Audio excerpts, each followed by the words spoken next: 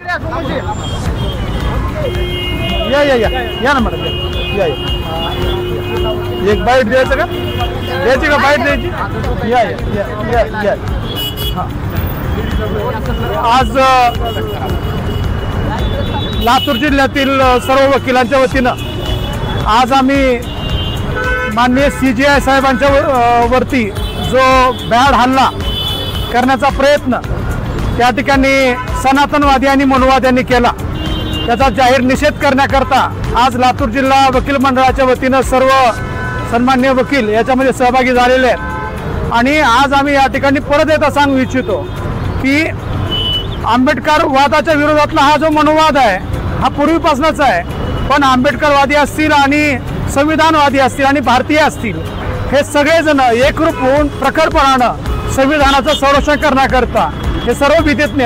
कायम जागरूक राहणार आहेत आणि आज परत एकदा हे लक्षात आलंय की सनातनवादी जेव्हा केव्हा समोर येतील त्या वेळेला संविधानवादी तेवढ्याच प्रकारे समोर येतील आणि त्यांना जागच्या जागी त्या ठिकाणी थांबवण्याचं काम होईल। त्यासोबतच आज जे आम्ही या ठिकाणी ऐकलं की हा जो सनातनवादी वकील आहे तो सनातनवादी वकील म्हणतो की मला हे माझ्या आत्म्यानं आम्हाला सांगितलं किंवा ईश्वरानं सांगितलं की हे असं कृत्य कर, पण मी या ठिकाणी सांगू इच्छितो की तुम्हाला ईश्वरानं नाही तुम्हाला नथुरामानं सांगितलेलं आहे की तुम्ही नथुरामाचे वैचारिक वारस आहेत। नथुरामानं जो भ्याडपणा इतिहासामध्ये केला त्याच पद्धतीचा भ्याडपणा तुम्ही आज परत करताय, पण हा देश गांधीचा आहे, हा देश नेहरूंचा आहे, हा देश पुरोगाम्यांचा आहे, हा देश हा सर्वसमावेशकतेचा आहे आणि हा देश हा सर्व जाती धर्माचा मिळून बनलेला आहे। त्याच्यामुळं हा देश उभा करताना ज्या ज्या समाज सुधारकांनी ज्या ज्या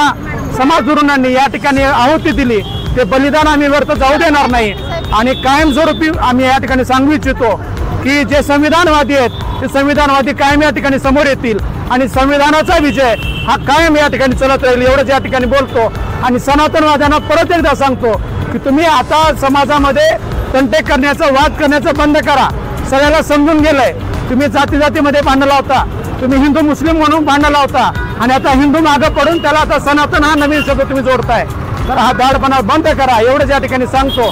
आणि जो हल्लेखोर आहे त्या हल्लेखोरावरती कडक शिक्षा त्याला झाली पाहिजे आणि त्यांचं वकिलीचं लायसन हे रद्द झालं पाहिजे अशी आम्ही सर्वमुखी मागणी करतोय। धन्यवाद।